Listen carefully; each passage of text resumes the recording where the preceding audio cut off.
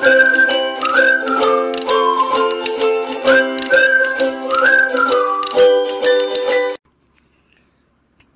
स्वामी समर्थ। मी नैना, तुमचं माझ्या स्वामी सेवेकरी नैना या यूट्यूब चॅनलवरती स्वागत आहे।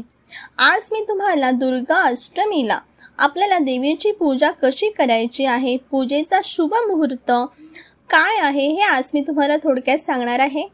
त्यामुळे व्हिडिओ स्किप करू नका, शेवटपर्यंत बघा। श्री स्वामी समर्थ। चैत्र नवरात्रीची सुरुवात ही 9 एप्रिलला 2024 मध्ये झालेली आहे। 16 एप्रिलला महाअष्टमी आणि मासिक दुर्गा अष्टमी आहे। पूजेचा शुभ मुहूर्त असा आहे की नवरात्र अष्टमी तिथी प्रारंभ 15 एप्रिल 2024 दुपारी 12:11 ते नवरात्र अष्टमी तिथी समाप्ती ही दुपारी 1:23 होणार आहे। तर आपण सूर्याने पाहिलेली तिथी आपण मानत असतो, म्हणून 16 एप्रिलला अष्टमी तिथी आहे। या अष्टमी तिथीला कन्या पूजन करणे हे अत्यंत शुभ मानलं जातं। आणि तसंच या दिवशी म्हणजे 16 एप्रिलला मासिक दुर्गा अष्टमी सुद्धा आलेली आहे।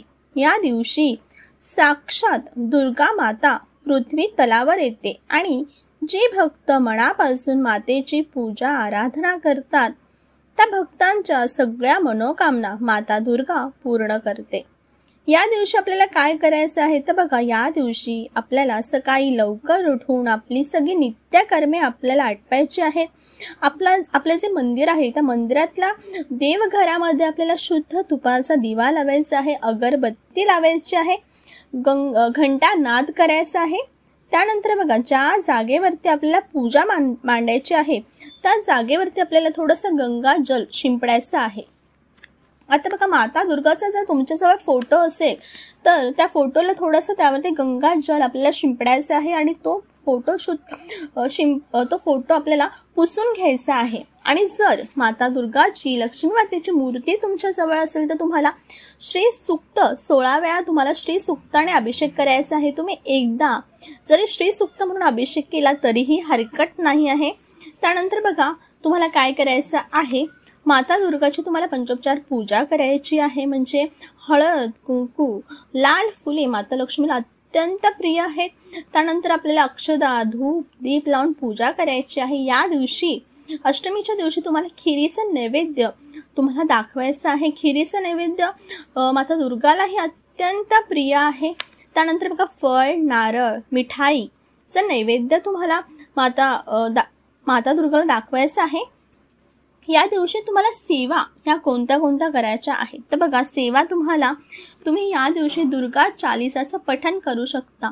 जर तुम्हाला पठण करायला जमलं नाही तर तुम्ही श्रवण तरी नक्की करा, किंवा दुर्गा सप्तशतीचा तुम्हाला पाठ करायचा आहे। तुम्ही एक पाठ तुम्हाला या दिवशी दुर्गा सप्तशतीचं केलंय ना तर तुम्हाला ह्याचं जे पुण्य आहे ते अनन्यसाधारण असं तुम्हाला मिळणार आहे। त्यानंतर बघा, नरवाणो मंत्राची तुम्हाला 1 माळ या दिवशी नक्की करायची आहे। पण 1 माळ करणं जर तुम्हाला शक्य नसेल तर 16 वेळा नरवाणो मंत्र तुम्हाला म्हणायचा आहे। त्याशिवाय जर तुमच्या घरामध्ये श्रीयंत्र असेल तर श्रीयंत्रावरती तुम्हाला श्री सूक्त किंवा नरवाणो मंत्र म्हणून तुम्हाला कुंकुमार्चन करायचे आहे। त्यानंतर बघा, जर कुलदेवता म्हणजे तुमच्याजवळ जर श्रीयंत्र नसेल तर तुम्हाला अन्नपूर्णा मातेची मूर्ती असेल त्यावरतीही तुम्ही कुंकुमार्चन करू शकता। शेवटी तुम्हाला काय करायचं आहे तर माता दुर्गा आहे त्यांची आरती करायची आहे आणि त्याशिवाय बघा, अगोदर आपल्याला गणपती बाप्पाची आरती करायची आहे, त्यानंतर आपल्याला माता दुर्गाची आरती करायची आहे। चैत्र नवरात्र आहे तर चैत्र नवरात्रीमध्ये आपण काय करतो तर अष्टमी आणि नवमी तिथीला आपल्याला कुलदेवतेची ओटी भरायची आहे। या दिवशी आपल्याला म्हणजे अष्टमी तिथीला आणि नवमी तिथीला आपण कन्या पूजन सुद्धा करतो, हे सुद्धा अत्यंत शुभ मानलं जातं। आणि चैत्र नवरात्रीमध्ये देवीची ओटी आपल्याला भरायची असते नवमी आणि अष्टमी तिथीला। ती कशी भरतात आणि का भरतात हे मी तुम्हाला माझ्या पुढच्या व्हिडिओमध्ये सांगणार आहे। त्यासाठी तुम्ही माझा पुढचा व्हिडिओ जो आहे चैत्र नवरात्रीमध्ये देवीची ओटी का भरतात, कधी भरतात आणि कशी भरतात हे मी सांगणार आहे। तुम्ही तो माझा व्हिडिओ नक्की बघा। जर तुम्हाला माझा व्हिडिओ आवडला असेल तर चॅनलला सबस्क्राईब करायला विसरू नका। महाराज तुमच्या सगळ्या चांगल्या इच्छा पूर्ण करोत। अवधूत चिंतन, श्री गुरुदेव दत्त।